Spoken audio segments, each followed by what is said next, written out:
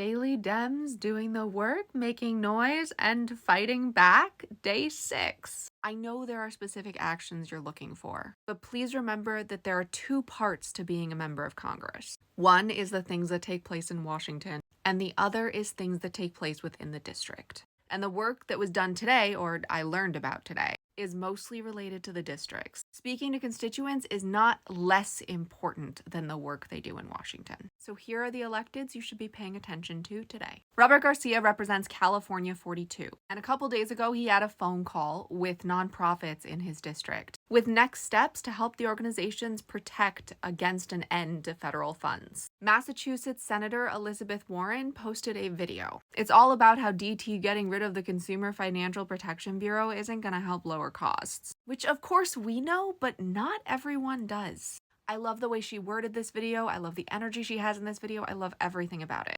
Rep. Mike Levin of California 49, explaining why what DT did with the California dams was so bad. He also said he's going to spend the next few months asking the Army, what are you doing? And I know you don't like hearing that things take a few months, but we want things done right. And right means not instantaneous. And stop listening to people who say we only have a few days or weeks before it doesn't matter anymore. Rep. Joe Nogoose of Colorado 2 held 3 town halls yesterday, and more than 500 people were in attendance. And it sounds like this isn't uncommon for him. I hope all electeds follow suit. Rep. Raul Ruiz, California 25, did what everyone has been asking for. He detailed the immense problems with the executive orders and then gave some info on how he's fighting back. Now, it is vague, but he made it clear that things are happening. Senator Tina Smith from Minnesota posted this incredible video about federal workers in Minnesota. She even included a personal story from a VA worker.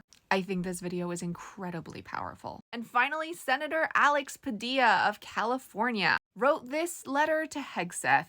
It's abundantly clear he doesn't like Hegseth and he doesn't think he knows anything. One of my favorite lines is, as I'm sure the administration is aware, the rivers into which the water was released do not actually flow into LA. Honestly, I don't think the administration knows that, and I think Padilla is very aware of that fact. This is just a small example of the Dems that are doing the work today. Them making noise is only part of the battle. We have to make their noise go viral too. Your voice is your superpower, but only when you use it.